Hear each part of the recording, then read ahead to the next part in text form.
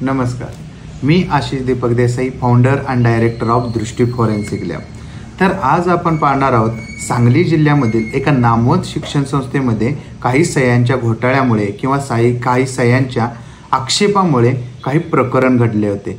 पण ते प्रकरण खरे होते का की खोटे होते, की त्यामध्ये कोणाचा हात होता, या सर्व गोष्टींचा अभ्यास आज आपण येथे करणार आहोत.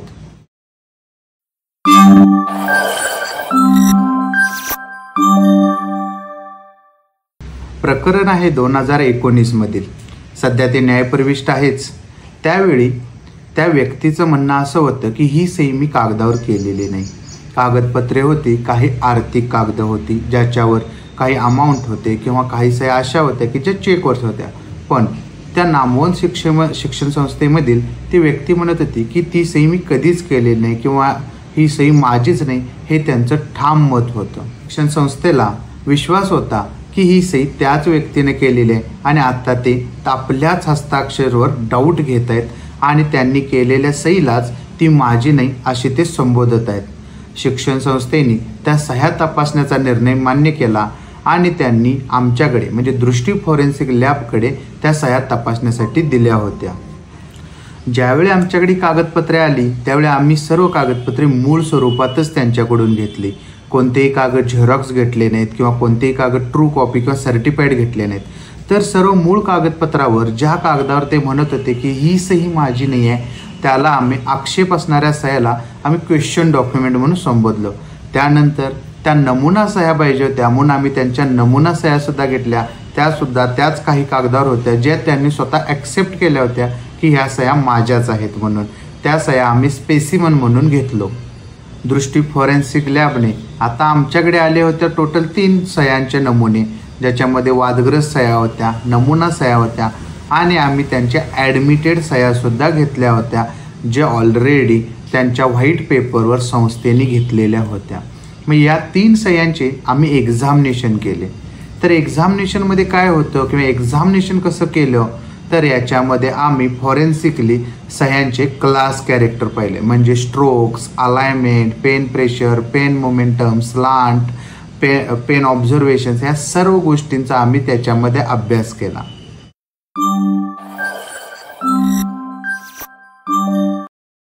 सहीमध्ये काही युनिक कॅरेक्टरसुद्धा होते, कारण त्या व्यक्तींना त्यांच्या सह्या करण्याची हॅबिट किंवा त्यांची सवय किंवा त्यांचा हात वळण्याचा प्रकार हा सुद्धा त्यांच्या स्टाईलने वेगवेगळा होता. तसेच त्याचे एक्झिक्युशन पॅटर्नसुद्धा सेम होते. मायक्रोस्कोपिक ऑब्झर्वेशन केले, त्याच्यामध्ये सह्यासुद्धा सेम आल्या. त्याच सह्या कशा सेम आल्या, काय आल्या, तर हे तुमच्यासाठी.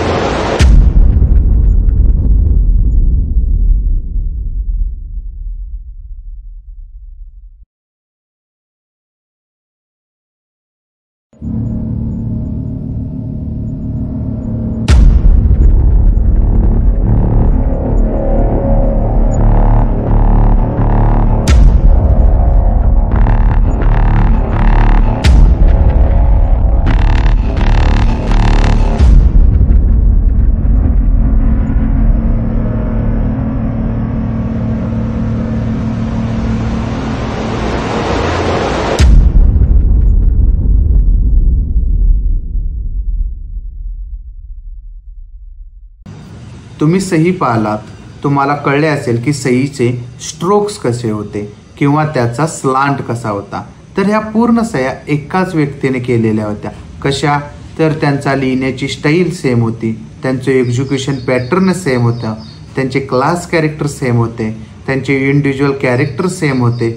तसेच त्यांचा लिहिण्याचा जो स्ट्रोक आहे, ज्याचा start point exit point same होता, तसेच अंडरस्ट्रोक सेम्स होते. त्यामुळे ह्या सह्यामध्ये जे आम्हाला 10च्या वर अधिक ऑब्झर्वेशन आढळले ते सर्वच्या सर्व सेम होते. ह्याच्यावरून हे सिद्ध झाले की ज्या वादग्रस्त सह्या होत्या, ज्यांना ते म्हणत होते की ह्या सह्या माझ्याच नाहीत, तर त्या सह्या त्यांच्याच होत्या.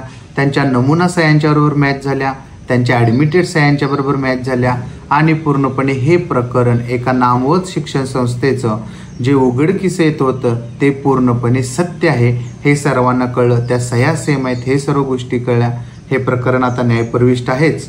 ज्यावेळी कोर्टात साक्षीला हजर राहायला लागेल त्यावेळी दृष्टी फॉरेन्सिक लॅबचे फॉरेन्सिक एक्सपर्ट नक्कीच साक्षीला हजर राहतील. या प्रकरणावरून हे सिद्ध झालं की हस्ताक्षर कुणाचंही असेल पण ते कधीही पुरावा म्हणून ग्राह्य मानले जाणार नाही, ही गोष्ट चुकीची ठरते. तसेच एका सहीमुळे एका व्यक्तीचा खरेखरा पुरावा सिद्ध होतो. एका सहीमुळे अंधारात असलेले तुमचा न्यायसुद्धा तुम्हाला उघडकीस आणता येतं. कोणतंही खोटे डॉक्युमेंट फॉरेन्सिक सायन्स पुढे उभा राहू शकत नाहीत, हे सुद्धा गोष्ट ह्या प्रकरणामधून सिद्ध होते. ह्या प्रकरणावरून एवढे पण सिद्ध होऊ शकते की नक्कीच न्याय मिळवण्यासाठी किंवा आपल्या खोट्या कागदपत्रांवर सह्या करण्यात आल्या असतील, कागदपत्र खोटे बनवले असतील तर फॉरेन्सिकचा आधार घ्यायला काहीही हरकत नाही.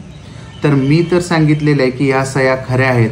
तुम्हाला काय वाटते हे पण तुम्ही मला कमेंट बॉक्समध्ये सांगा तुमच्या रिझन सहित. हा व्हिडिओ आवडला असेल तर लाईक, कमेंट आणि शेअर नक्की करा.